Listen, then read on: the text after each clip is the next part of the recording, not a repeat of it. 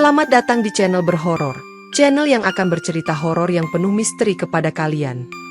Yang sudah subscribe saya ucapkan terima kasih, dan bagi yang belum, mohon tinggalkan komentar walau hanya menulis absensi asal daerah masing-masing.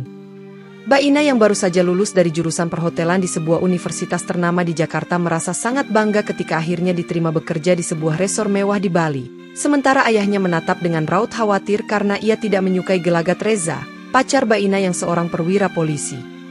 Dengan hati lega, Mbak Ina berkemas untuk berangkat ke Bali, namun ayahnya menegur. "Kamu jangan terlalu percaya pada Reza, Mbak Ina. Ayah cuma takut ada bahaya yang mengintai," dan Mbak Ina hanya menunduk tanpa membantah. Sementara itu, ibunya menenangkan suaminya sambil berkata bahwa Mbak Ina harus diberi kesempatan untuk merasakan dunia kerja sebelum memutuskan untuk menikah. Dalam perjalanan menuju bandara, Mbak Ina duduk di samping ibunya yang terus memberi nasihat agar ia tidak gegabah mengambil keputusan penting dalam hidup, terutama soal pernikahan. Di dalam pesawat, Mbak Ina menatap keluar jendela sambil mengingat kenangan indah bersama Reza yang kerap menjemputnya sepulang kuliah dengan motor dinas kepolisian. Sesampainya di Bali, Mbak Ina disambut pemandangan pantai yang memukau, namun bayangan wajah ayahnya yang muram masih terbayang, menandakan pertentangan batinnya terhadap hubungan mereka. Di lobi resort tempatnya bekerja, Mbak Ina memperhatikan para tamu yang sibuk check-in dan rekan kerja yang menyambutnya, membuatnya semangat menghadapi hari-hari baru sebagai staf perhotelan. Menjelang malam, ia mendapat telepon dari Reza yang menanyakan kabarnya sambil berkata, "Kapan kita bisa bertemu lagi, Mbak Ina? Aku rindu." Dan nada suara Reza terdengar mendesak. Mbak Ina kemudian bercerita pada rekan sekamarnya, Lina, bahwa dirinya masih diliputi kebimbangan karena ayahnya tidak merestui hubungannya, meskipun ia yakin Reza adalah pria bertanggung jawab. Di benaknya, Mbak Ina merasa ia harus membuktikan kepada ayahnya bahwa ia dapat mandiri, serta membuktikan pula bahwa Reza bukanlah pria dengan gelagat buruk seperti yang dikhawatirkan ayahnya. Keesokan harinya, saat Mbak Ina sedang bertugas di meja resepsionis, seorang tamu berwajah kusut mendekatinya dan berbisik lirih, "Kamu harus berhati-hati, ada sesuatu yang mengincar orang-orang terdekatmu." Lalu sosok itu bergegas pergi sebelum sempat ditanya lebih jauh. Mbak Ina terpaku dan menoleh ke sekitar, menyadari bahwa tidak ada yang memperhatikan interaksi aneh tersebut, tetapi firasat buruk mulai menggelayut di benaknya. Reza menelpon malam itu dan menyebutkan bahwa ia sedang dalam tugas khusus menyelidiki geng kriminal yang melibatkan pejabat tertentu, sambil menegaskan, "Kamu jangan banyak tanya, ini demi keselamatan kita berdua." Mbak Ina, yang penasaran, terus mencecar Reza dengan berbagai pertanyaan. Namun Reza mengalihkan topik pembicaraan dengan memintanya berhenti bekerja dan segera pulang ke Jakarta. Selesai menutup telepon, Mbak Ina teringat perkataan sang tamu misterius, dan ketakutan mulai muncul seiring ia membayangkan bahaya yang mungkin mendekat. Saat makan malam di kantin karyawan, Lina bertanya mengapa Mbak Ina terlihat murung, dan Mbak Ina pun menceritakan sedikit perihal ancaman tak jelas yang diterimanya. Lina menyarankan Mbak Ina untuk waspada dan tidak mudah percaya pada siapapun, sambil menambahkan, "Kita tidak tahu siapa yang bersekongkol dengan siapa. Banyak hal jahat bisa saja terjadi bahkan di tempat seindah ini." Malam semakin larut, dan Mbak Ina merasakan ketidaknyamanan yang semakin meningkat ketika ia menutup pintu kamar, seolah ada sesuatu yang mengawasinya dari koridor gelap di depan kamar. Ayah Mbak Ina menelepon di saat yang sama, mengungkapkan kekhawatirannya. "Nak, ayah dapat kabar kalau Reza sedang diawasi internal kepolisian. Kamu jangan sampai terlibat." Namun Mbak Ina menenangkan ayahnya sambil menutupi rasa was-was di dalam hati. Pada akhirnya, Mbak Ina memutuskan untuk terus bekerja dan mencari tahu lebih banyak tentang apa yang sebenarnya terjadi, meski ancaman itu menakutkan dan ia tak tahu seberapa dalam Reza terlibat. Suatu pagi, saat Mbak Ina tengah bersiap memasuki kantor administrasi resor, ia menerima panggilan telepon dari Reza yang berbicara dengan nada cemas sambil berkata, "Mbak Ina, jangan panik kalau kamu menemukan sesuatu di rumahku. Itu bukan seperti yang kamu bayangkan." Rasa penasaran memuncak, sehingga sepulang kerja, Mbak Ina memutuskan untuk terbang ke Jakarta secara diam-diam tanpa memberitahu siapapun, termasuk keluarganya. Sesampainya di apartemen Reza, ia menemukan pintu tidak terkunci, dan di dalamnya berserakan berkas-berkas rahasia serta foto-foto seseorang yang tampaknya adalah aktivis HAM yang sempat viral di pemberitaan. Mbak Ina membongkar satu persatu dokumen tersebut dan semakin terkejut ketika mendapati nama Reza berkali-kali disebut dalam catatan yang diduga milik seorang pimpinan mafia lokal. Saat Mbak Ina berusaha memahami isi dokumen itu, ponselnya berdering, dan Reza memintanya dengan nada tegas agar tidak membaca lebih jauh dan segera keluar dari apartemen itu. Namun, Keterkejutan Mbak Ina tak dapat disembunyikan, dan ia tetap memaksa membaca, hingga ia melihat potongan pesan yang menyebut bahwa Reza terlibat dalam kasus penghilangan aktivis tersebut. Akibat penasaran yang tak terbendung, Mbak Ina justru semakin ingin mengungkap apa yang sebenarnya terjadi, meski batinnya menjerit ketika membaca kata-kata eksekusi dan penutupan mulut di dokumen itu. Tiba-tiba, pintu apartemen terbanting keras, dan Reza muncul dengan wajah murka, sambil membentak, "Kamu sudah baca apa saja? Kenapa kamu tak menuruti peringatanku?" Mbak Ina mundur ketakutan, sementara Reza meraih dokumen itu dan berusaha merobeknya, seraya berteriak bahwa semua ini hanya salah paham dan ia tidak bermaksud menyakiti siapapun. Dengan hati yang tersayat oleh kebohongan, Mbak Ina menatap Reza dan berkata, "Aku mencintaimu, tapi aku tak tahu harus percaya apa lagi." Lalu ia berlari keluar apartemen sambil membawa satu lembar bukti yang tersisa. Sepulang dari Jakarta, Mbak Ina menemui ayahnya di rumah keluarga mereka di Bandung, di mana sang ayah langsung mendesaknya agar menceritakan apa yang terjadi dengan raut penuh kecemasan. Mbak Ina dengan berat hati mengaku telah menemukan bukti keterlibatan Reza dalam kasus penghilangan seseorang, tapi ia masih bingung memaknai apa yang sebenarnya dilakukan oleh Reza. Ayahnya membentak sambil menepuk meja, "Ayah sudah bilang dari dulu, dia itu berbahaya. Kau harus memutus hubungan sebelum terlambat," membuat Mbak Ina tertegun dan meneteskan air mata. Dengan emosi yang kian memuncak, ayah Mbak Ina menegaskan, "Aku akan mengusut ini sampai tuntas, entah itu akan memenjarakannya atau membuatmu membenciku, aku tak peduli." Mbak Ina mencoba membela Reza, meyakinkan ayahnya bahwa pasti ada kesalahpahaman, namun wajah ayahnya tampak tak sudi mendengar pembelaan tersebut. Ibunya, yang sedari tadi menahan tangis, berbisik pada Mbak Ina, "Lebih baik kamu fokus kerja dulu, cari jati diri.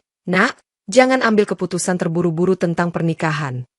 Ketika Mbak Ina mulai angkat suara, ibunya memeluknya, mencoba menenangkan badai emosi di dalam rumah tangga mereka, sementara ayahnya masih berdiri membelakangi mereka dengan napas memburu. Setelah beberapa saat, ayahnya merogoh saku dan memperlihatkan beberapa foto yang didapatnya dari seorang kenalan di kepolisian, menunjukkan Reza sedang bertemu sosok mencurigakan di lokasi gelap. Mbak Ina menggigit bibirnya, menyadari bahwa semua petunjuk mengarah kepada hal yang sama, yaitu Reza tidak sepenuhnya bersih, dan ayahnya semakin yakin akan kecurigaannya. Situasi memanas ini memaksa Mbak Ina memutuskan untuk kembali ke Bali dengan pikiran kacau, sementara ayahnya bersumpah, "Aku akan lindungi kamu apapun yang terjadi," sebelum Mbak Ina menutup pintu dan pergi. Kembali ke Bali, Mbak Ina mencoba menenangkan diri dengan fokus bekerja, tetapi suatu pagi, seorang wanita parubaya datang ke resor dan langsung mencari Mbak Ina di resepsionis. Wanita itu mengenalkan diri sebagai Sinta, mengaku sebagai istri sah Reza, lalu menunjukkan foto-foto pernikahan mereka yang merobek perasaan Mbak Ina. Dengan wajah memerah, Mbak Ina berkata, "Tidak mungkin, Reza hanya bilang dia pernah tunangan tapi sudah putus." Namun Sinta membalas dingin, "Kami tidak pernah bercerai." Dalam keadaan syok, Mbak Ina mencoba mengusir Sinta, tetapi wanita itu mengancam, "Menjauhlah dari suamiku, kalau tidak mau mati sia-sia," sambil meletakkan foto pernikahan di atas meja resepsionis. Berita itu menyebar di kalangan karyawan, membuat Mbak Ina semakin tertekan karena gosip mulai merebak bahwa ia adalah perusak rumah tangga orang lain. Malam harinya, sebuah pesan anonim masuk ke ponsel Mbak Ina, berbunyi, "Tinggalkan Reza segera atau kau akan mengalami nasib lebih buruk daripada sekadar dicaci," menambah ketakutan di hatinya. Lina mendapati Mbak Ina menangis di kamar, lalu memeluknya sambil berkata, "Tenang, Bay, kita cari solusi bersama, mungkin ada cara agar kamu bisa keluar dari situasi ini tanpa terluka." Namun, di saat yang sama, Mbak Ina justru mendapat telepon dari Reza yang meminta maaf dan menyatakan bahwa Sinta adalah masa lalunya, meski Mbak Ina tak lagi yakin pada kata-kata tersebut. Suara ayah Mbak Ina menggema di pikirannya, memperingatkan bahwa Reza membawa petaka, dan kenyataan bahwa Reza mungkin telah menipunya membuat dada Mbak Ina sesak oleh amarah dan kekecewaan. Di sisi lain, rasa cinta yang masih tersisa membuat Mbak Ina goyah, menimbulkan pergulatan batin yang semakin menghimpit, dan ia hanya bisa bergumam, "Ya Tuhan, berilah aku petunjuk," sambil menatap layar ponselnya yang bergetar kembali. Dihantui rasa takut dan terpukul oleh pengakuan Sinta, Mbak Ina tak mampu berpikir jernih ketika Reza datang ke Bali dan memintanya meninggalkan pekerjaannya, lalu ikut pindah ke sebuah kota kecil di Jawa Tengah. Dengan perasaan bercampur aduk antara cinta dan kebingungan, Mbak Ina menuruti permintaan itu karena Reza berjanji akan menjelaskan semuanya dan memulai hidup baru yang damai. Saat hendak pergi, ibunya menahannya di gerbang rumah, sambil menangis. Mbak Ina, jangan pergi, kamu belum tahu apa yang sedang kamu hadapi. Namun Mbak Ina tetap teguh dengan keputusannya. Mbak Ina dan Reza berangkat malam itu juga, meninggalkan segala kepastian di Bali dan keluarganya, tanpa sempat menjelaskan tujuan jelas mereka kecuali janji semu untuk hidup bahagia. Dalam perjalanan, Reza tampak gelisah, menengok kaca spion berkali-kali, seakan memastikan bahwa tidak ada orang yang mengikuti mereka, mengisyaratkan bahaya yang belum Mbak Ina pahami. Tiba di sebuah rumah sewa sederhana di pinggiran kota, Mbak Ina mencoba menata barang bawaannya sambil sesekali menanyakan, sebenarnya apa yang kita lakukan di sini, Reza? Reza hanya menjawab singkat dengan nada tegang, ini tempat aman sementara, sampai masalahku beres. Dan Mbak Ina yang sudah terlanjur cinta tak mampu lagi membantah. Lelah dan penuh kebimbangan, Mbak Ina menyandarkan kepala di dinding, mengenang keluarganya yang pasti sedang cemas, lalu ia menitikan air mata tanpa suara. Pagi harinya, Reza mengatakan bahwa ia harus pergi menemui seseorang untuk menyelesaikan urusan penting, lalu berpesan agar Mbak Ina jangan keluar rumah dan jangan menghubungi siapapun. Mbak Ina, dengan rasa sesal yang merayap, mulai menyadari bahwa keputusannya untuk ikut Reza mungkin adalah kesalahan besar yang akan menghancurkan masa depannya. Setelah beberapa hari terkurung di rumah sewa, Mbak Ina merasa tak betah dan mencoba mengintip keluar jendela, melihat sebuah mobil hitam tak dikenal yang terparkir tak jauh dari sana. Suatu malam, Reza pulang dengan luka di lengan dan percikan darah di bajunya, namun ia hanya berkata, ada sedikit masalah, tanpa memberi penjelasan lebih lanjut. Mbak Ina yang ketakutan menuntut penjelasan, tetapi Reza mengabaikannya, lalu mengganti baju dan membuangnya ke tong sampah di belakang rumah. Keesokan paginya, Mbak Ina melihat mobil hitam itu lagi, dan dari dalamnya, seorang pria berjambang lebat tampak memperhatikannya dengan tajam sebelum mobil itu melaju pergi. Ketika Mbak Ina menanyakan hal tersebut, Reza mengalihkan pembicaraan dengan berkata, lebih baik kamu mulai packing, kita akan pindah lagi malam ini, seolah ada bahaya yang semakin dekat.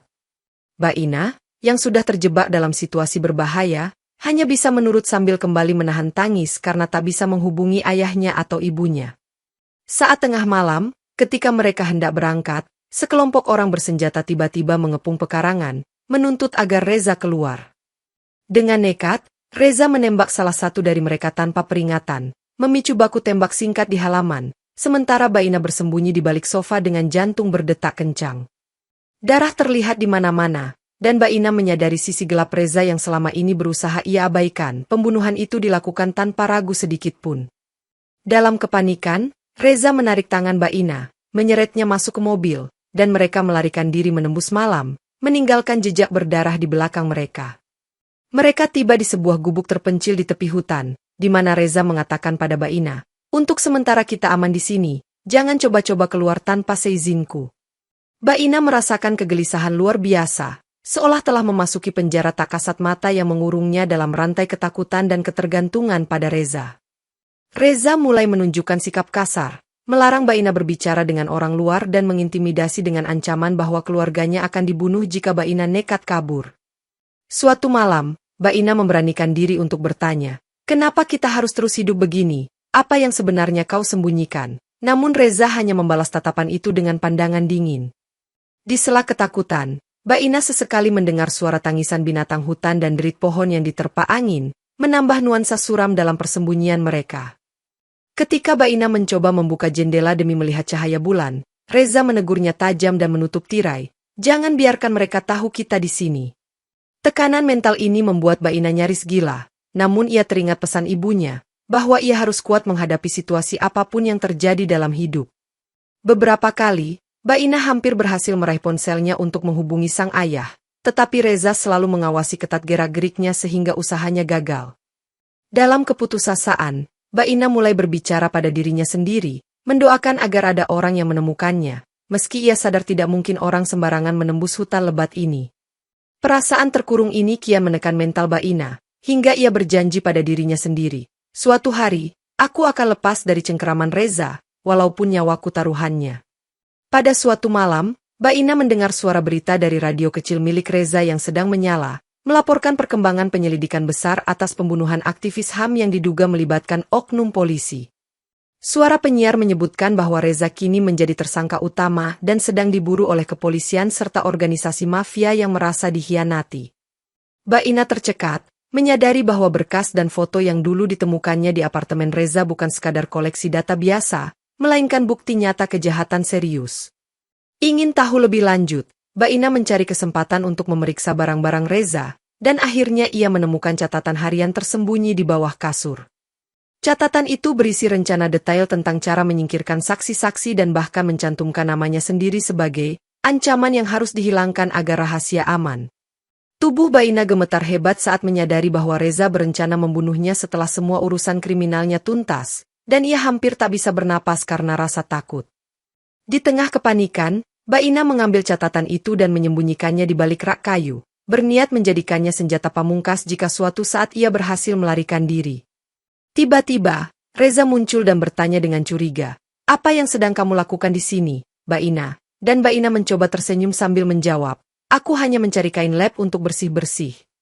Pandangan mata Reza yang tajam membuat Mbak Ina bergidik, namun ia menahan napas hingga Reza pergi keluar lagi, meninggalkan Mbak Ina yang hampir pingsan karena syok.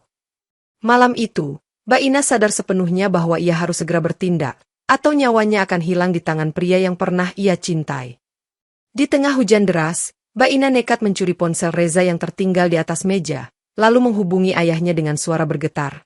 "Ayah, tolong selamatkan aku, Reza ingin membunuhku." Belum sempat ayahnya menjawab, Reza muncul dan merampas ponsel itu, lalu melemparkannya ke lantai hingga hancur, sambil menatap Mbak Ina penuh amarah. Mbak Ina memohon ampun dan berkata, "Reza, aku tak akan memberitahu siapapun, kumohon, aku mau pergi jauh dan takkan mengganggumu lagi." Namun tatapan Reza tak menunjukkan belas kasihan. Tiba-tiba, Reza mengeluarkan pistol dan menodongkannya ke kepala Mbak Ina, sambil berseru, "Kamu sudah membuat segalanya berantakan, aku tak punya pilihan lain." Mbak Ina menutup mata, terbayang wajah ayah dan ibunya sebelum suara tembakan terdengar, menembus keheningan malam di tengah deru hujan yang mengguyur atap gubuk. Tubuh Mbak Ina ambruk tak berdaya, terkulai di lantai kayu yang dingin, sementara darah mengalir membasahi pakaiannya dan menodai tangan Reza. Dengan emosi tak terlukiskan, Reza menyeret jasad Mbak Ina keluar gubuk, menerobos guyuran hujan hingga mencapai hutan terdekat yang lebat dan gelap. Di sana, ia menggali lubang dangkal dan melemparkan tubuh Mbak Ina yang sudah tak bernyawa, lalu menutupnya dengan dedaunan dan tanah setengah hati. Hujan pun tak sanggup membersihkan kekejian itu, meninggalkan jenazah Mbak Ina di kesunyian hutan, menanti waktu ditemukan oleh orang-orang yang tak sengaja lewat. Malam itu, arwah Mbak Ina mulai merintih, berkelana dalam kegelapan, memendam dendam yang kian membara terhadap pria yang merenggut hidup dan kebahagiaannya. Sebulan kemudian, tim TNI yang tengah berpatroli di area hutan bersama warga setempat mencium bau busuk yang memandu mereka menuju lokasi penguburan Mbak Ina. Seorang prajurit berteriak, "Ada mayat di sini." Dan warga yang ikut serta membantu menggali untuk memastikan kebenaran dugaan tersebut. Saat tanah dan dedaunan tersingkap, mereka menemukan sisa-sisa jasad yang sudah membusuk, dengan pakaian yang masih cukup dikenali, memicu jeritan ngeri dari beberapa warga. Identifikasi awal dilakukan di tempat, dan salah seorang warga yang mengenali Mbak Ina lewat ciri khusus pada gelang tangannya segera menelepon keluarga Mbak Ina. Ayah Mbak Ina tiba di lokasi dengan langkah tergesa. Suaranya tercekat ketika menyaksikan jenazah putrinya terbujur tanpa nyawa, hingga ia hampir jatuh pingsan. Dalam tangisan pilu, sang ibu memegang gelang itu, menangis histeris sambil memanggil nama Mbak Ina. "Nak, maafkan ibu tidak bisa menjagamu," dan menimbulkan suasana haru di lokasi penemuan. Pemeriksaan forensik menyatakan Mbak Ina tewas akibat luka tembak di kepala, dan luka-luka lain di tubuhnya menunjukkan bahwa dia sempat diseret sebelum dikuburkan secara terburu-buru. Kabar ini menyebar cepat, mendorong kepolisian dan TNI memperlebar penyelidikan untuk mengejar pelaku pembunuhan yang hingga saat itu masih belum diketahui identitasnya secara resmi. Ayah Mbak Ina menggenggam tangan istrinya, bersumpah di hadapan anggota TNI, "Saya akan bantu ungkap kebenaran, meski saya tahu siapa pelakunya, saya ingin bukti kuat untuk membawa ke pengadilan."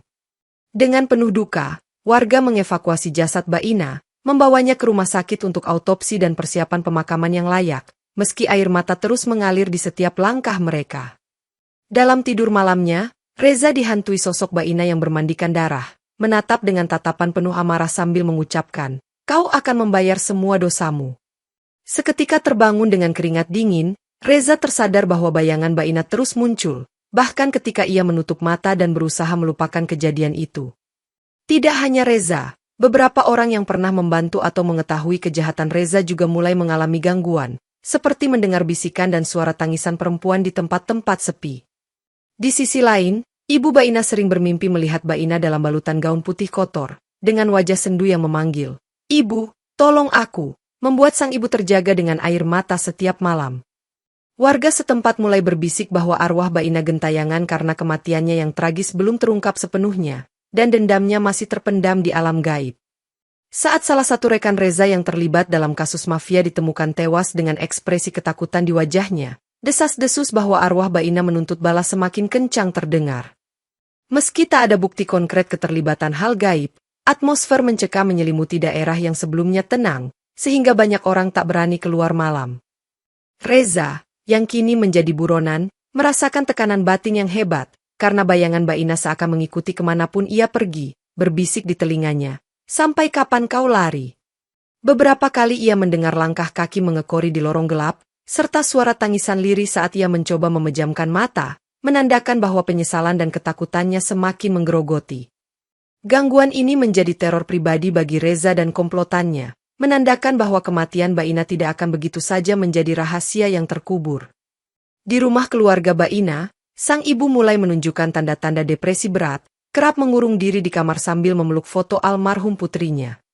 Ia terus bermimpi seolah-olah Baina masih hidup, meratap minta tolong dan berkata, "Ibu, bantu aku agar tenang, dendam ini tak akan hilang sebelum semuanya terbongkar." Ayah Baina sibuk membantu polisi dan TNI menyusun bukti-bukti, memeriksa saksi, dan melacak keberadaan Reza hingga ke pelosok desa, demi menuntut keadilan atas kematian putrinya. Namun, setiap kali ada perkembangan, saksi-saksi kunci justru tewas misterius, dengan ciri-ciri mencekam seakan dihantui sebelum ajal menjemput. Ibu Baina merasa tak sanggup lagi melihat rentetan kejadian tragis itu, dan dalam tangisnya, ia berkata, "Baina, hentikan pembalasanmu, ibu mohon," sambil memandangi altar foto Baina. Seorang dukun setempat dipanggil untuk membantu, dan ia mengatakan bahwa arwah Baina terpenjara di antara rasa sakit dan dendam, belum bisa menemukan ketenangan. Dalam ritual sederhana di rumah, dukun itu memercikan air suci sambil menyerukan nama Baina, memohon agar ia diberikan jalan keluar dari kekelaman. Meski demikian, gangguan-gangguan supranatural masih terus terjadi, dan Ibu Baina menyadari bahwa hanya pengungkapan kebenaran yang dapat menenangkan arwah putrinya. Di tengah kepiluan itu, ayah Baina berjanji di hadapan istrinya, "Aku akan tangkap Reza, atau kebenaran akan kungkap, apapun risikonya." Janji itu menjadi titik terang satu-satunya bagi sang ibu, yang berharap semua ini segera berakhir dan Baina dapat berpulang dengan damai. Kini Reza menjadi buronan kelas kakap, dikejar oleh pihak kepolisian dan TNI yang semakin gencar melakukan razia di berbagai wilayah, sementara kelompok mafia yang ia hianati juga mengincar nyawanya. Dalam pelariannya, Reza bersembunyi di sebuah rumah kosong di pedalaman Jawa, tempat ia kerap diusik penampakan Baina yang datang setiap malam. Setiap kali bayangan Baina muncul, Reza berteriak ketakutan sambil memegang kepalanya, memohon arwah itu untuk pergi, namun bayangan itu kian jelas menatapnya dengan sorot penuh dendam. Dalam kondisi hampir gila, Reza menelpon seorang kenalannya di kepolisian, memohon perlindungan dengan janji akan menyerahkan bukti penting, namun telepon itu berakhir tanpa kepastian.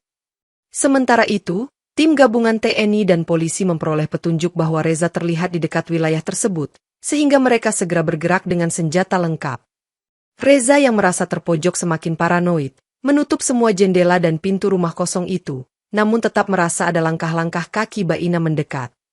Di sudut lain, sang ayah Baina bersama beberapa warga lokal juga ikut membantu penyisiran, meski dilarang untuk mendekat karena berbahaya. Pada suatu malam, Reza terbangun mendadak karena suara pintu diketuk, dan ketika ia membukanya, tak ada siapapun di luar. Hanya kegelapan dan aroma melati yang menyeruak. Pikirannya kian terguncang, ia melihat bayangan Baina menggantung di langit-langit, menatapnya dengan mata kosong, lalu menghilang begitu saja ketika lampu dinyalakan. Perburuan ini semakin memojokkan Reza secara fisik dan batin, menandakan bahwa bayangan kematian semakin dekat, dan tak ada tempat aman bagi dirinya lagi.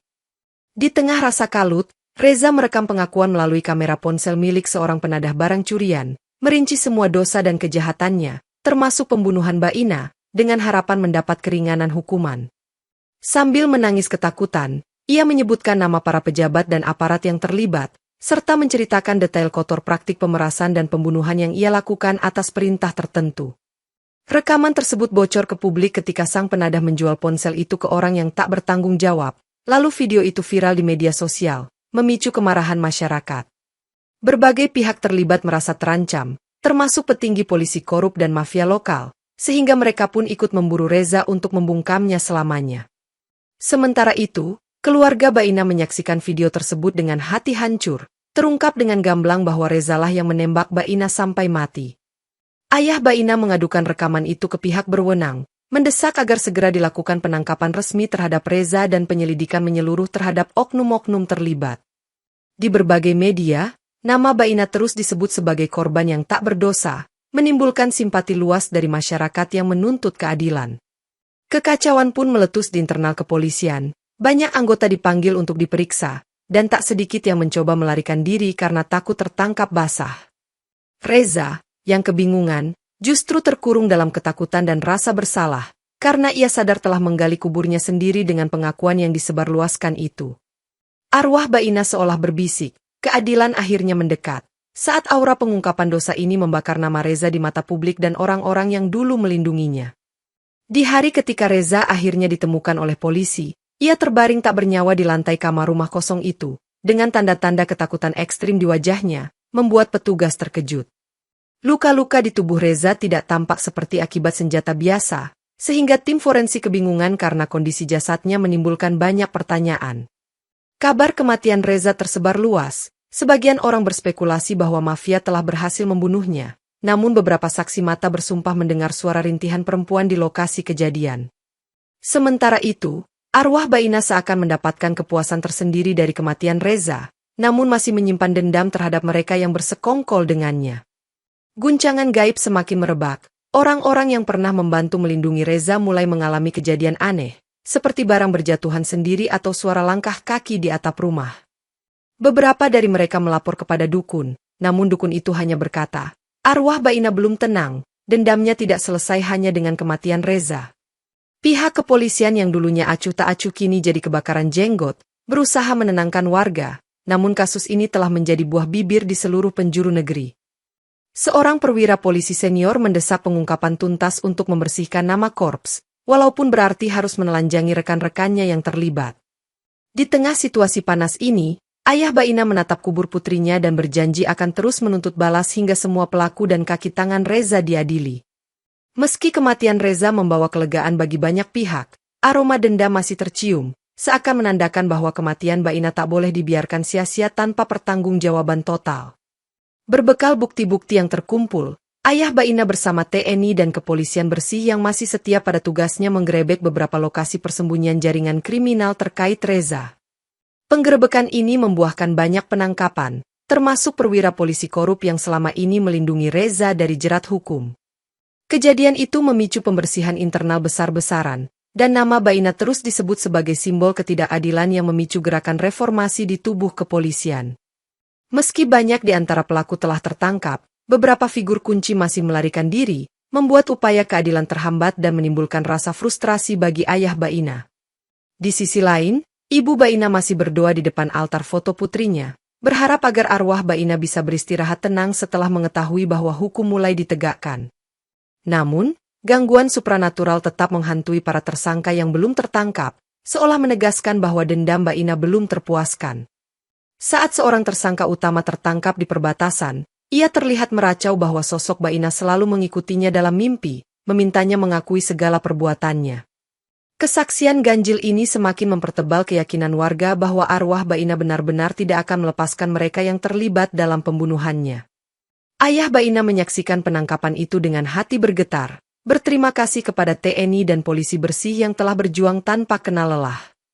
Meskipun rantai keadilan mulai bergerak, semua orang menyadari bahwa duka mendalam ini tak akan pernah benar-benar terobati hingga arwah Baina beristirahat dengan damai. Setelah melalui proses autopsi, jenazah Baina akhirnya dibawa ke Bandung untuk dimakamkan di dekat rumah orang tuanya, ditempatkan di peti yang dihias dengan bunga melati dan kenanga. Pada hari pemakaman, gerimis turun seolah turut merasakan kesedihan keluarga dan para pelayat yang hadir dengan wajah sayu. Upacara pemakaman berlangsung dengan hikmat, dipimpin oleh seorang ulama setempat yang membacakan doa, sementara ibu Baina terus menangis tanpa henti di samping peti. Ayah Baina berdiri terpaku, menatap nisan bertuliskan nama Baina, merasakan kehampaan yang menyesakkan, seolah sebagian jiwanya ikut terkubur di sana. Seorang anggota TNI memberikan penghormatan terakhir karena Baina pernah dibantu dan ditemukan oleh tim mereka, menandakan rasa duka yang begitu mendalam bagi semua pihak. Di sela tangis, ibu Baina meratap, "Baina, ibu sudah berusaha semampunya, maafkan kami tidak bisa menyelamatkanmu," dan tangis itu menjadi puncak suasana pilu di pemakaman. Perlahan, orang-orang yang hadir menabur bunga ke atas peti, termasuk Lina, rekan kerja Baina di Bali, yang datang menempuh perjalanan jauh untuk memberikan penghormatan terakhir. Meski segala formalitas pemakaman telah rampung, getaran aneh di udara tetap terasa, seolah menandakan arwah Baina belum sepenuhnya beranjak pergi. Malamnya, warga sekitar mengaku melihat cahaya redup berkelebat di area pemakaman, disertai isakan lirih yang membuat bulu kuduk meremang. Meskipun jenazah Baina telah dimakamkan dengan layak, semua orang menyadari bahwa kesedihan dan kemarahan arwahnya masih membekas, menunggu kepastian bahwa semua pelaku akan benar-benar diadili. Di dalam rumah duka, sang ibu tak henti memandangi foto Baina di altar, menyalakan dupa dan lilin setiap malam, berharap bisa berkomunikasi untuk terakhir kalinya. Ketika segala cara sudah ditempuh, dukun setempat menyarankan agar mereka melakukan ritual penenangan roh, karena dendam Baina terlalu kuat menahan rohnya di dunia fana. Malam itu, ritual sederhana dilakukan di halaman rumah, dengan pembacaan doa-doa dan taburan bunga 7 rupa, semerbak aroma kemenyan membumbung ke angkasa. Tiba-tiba, angin dingin berhembus kencang, dan suara isakan samar terdengar, seolah menggema dari sudut-sudut gelap rumah, menimbulkan ketakutan bagi sebagian peserta ritual. Sang dukun memanggil nama Baina, memohon agar ia melepaskan dendamnya dan menerima kenyataan bahwa kematiannya telah mengawali sebuah gerakan keadilan yang lebih besar. Dalam keheningan, bayangan samar menyerupai Baina muncul sekilas di bawah cahaya bulan, memandang ke arah ibunya yang menitikkan air mata, lalu mengulurkan tangan seolah meminta maaf.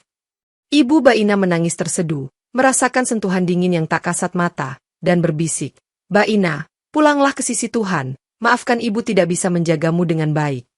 Sang ayah berdiri di sebelahnya, menggenggam tangan istrinya dengan gemetar, sambil menambahkan, "Nak, ayah sudah menuntut balas untukmu, pergilah dengan tenang." Cahaya remang itu pun meredup perlahan, meninggalkan keheningan yang menyesakkan, seakan menandakan bahwa roh Baina sedang mempertimbangkan permohonan orang tuanya. Meski kepergian arwah Baina belum sepenuhnya pasti, momen itu menjadi penanda bahwa perpisahan ini akan sangat menyayat hati semua orang yang menyaksikannya. Di pagi yang penuh kabut, keluarga dan kerabat Baina berkumpul di pemakaman untuk mengadakan doa bersama, menandai babak akhir dari perjalanan tragis gadis yang mereka cintai.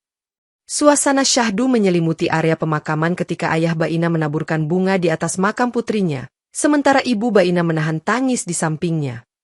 Perlahan, sinar matahari menembus kabut, menghangatkan suasana, seakan memberi simbol bahwa kehidupan akan terus berjalan meski kesedihan belum tuntas terobati.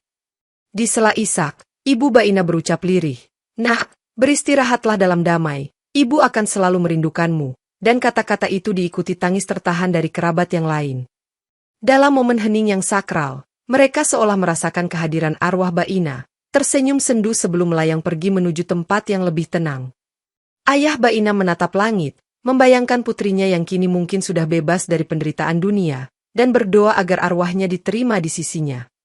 Meski luka di hati tak mungkin segera sembuh, keberhasilan menuntut keadilan bagi Baina memberikan sedikit penawar bagi kesedihan yang mendalam. Para petinggi kepolisian yang terlibat sudah ditangkap, kelompok mafia sudah dibubarkan, namun bayang-bayang kekejian itu takkan pernah hilang dari ingatan mereka. Warga yang turut berduka cita pun perlahan pulang, meninggalkan makam Baina yang kini sunyi, tetapi tetap terasa adanya jejak kesedihan yang mengakar.